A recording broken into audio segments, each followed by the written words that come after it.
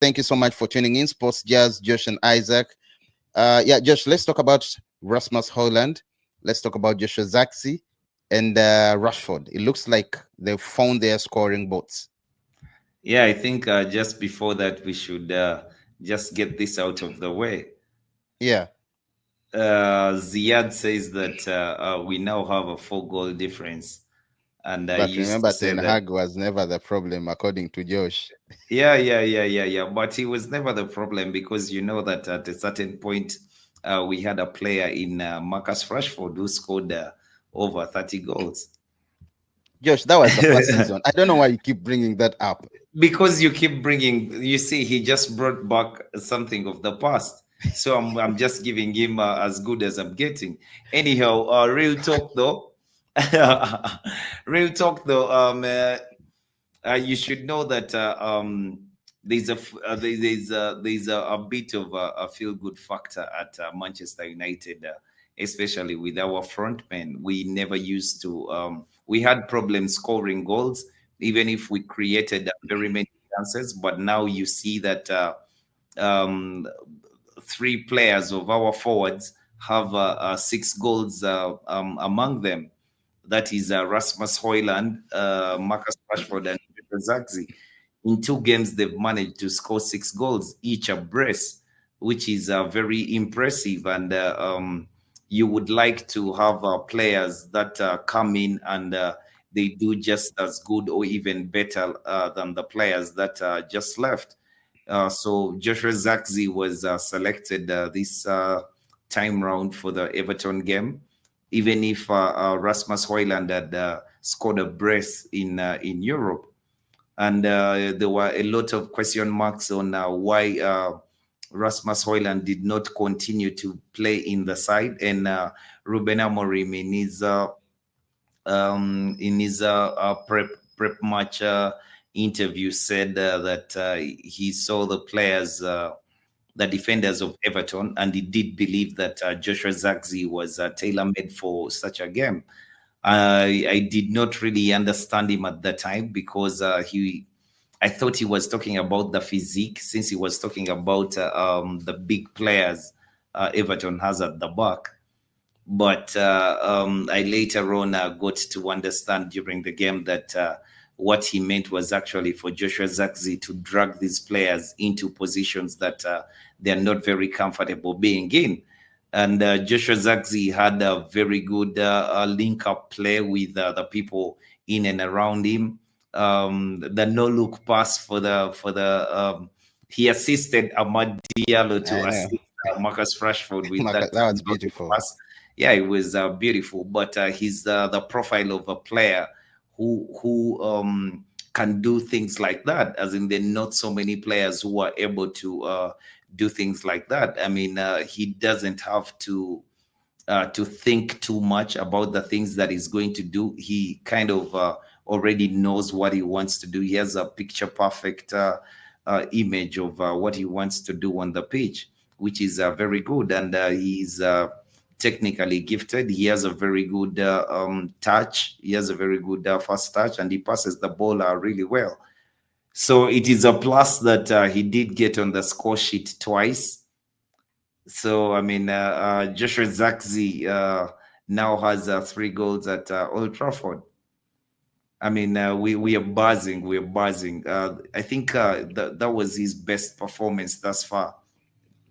It was very good to see him back on the scoring sheet again. Man. It was so good again at Old Trafford. The first one was against Fulham, the opening match, and it was at Old Trafford. So it was very good to see him score again.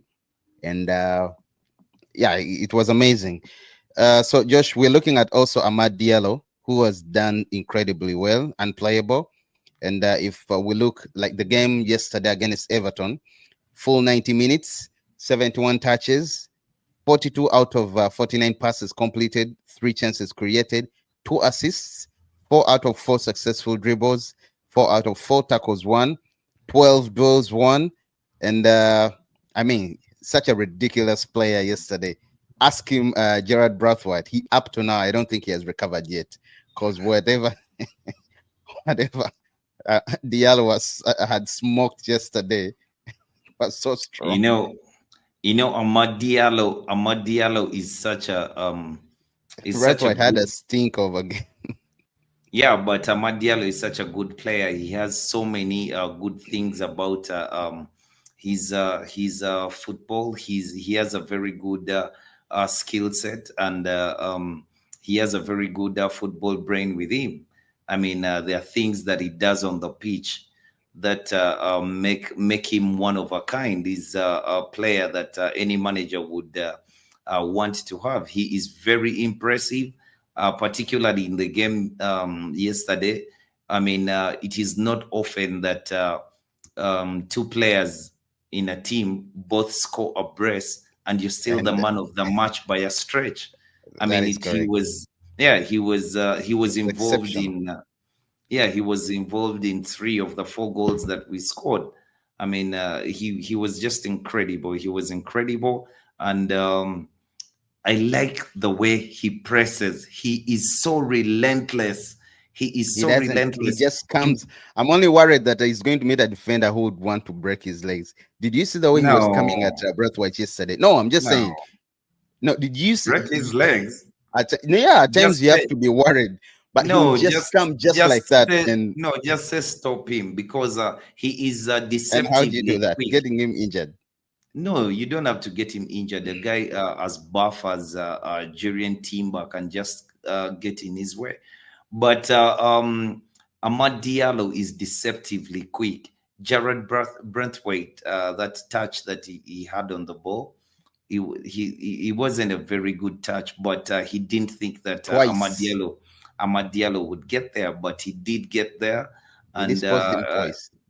yeah, he's relentless in the things that he does on the pitch. I mean, he gives you a headache. Mikelenko didn't have a good time out there because No. every That time that Amad Diallo attacked him, he beat him.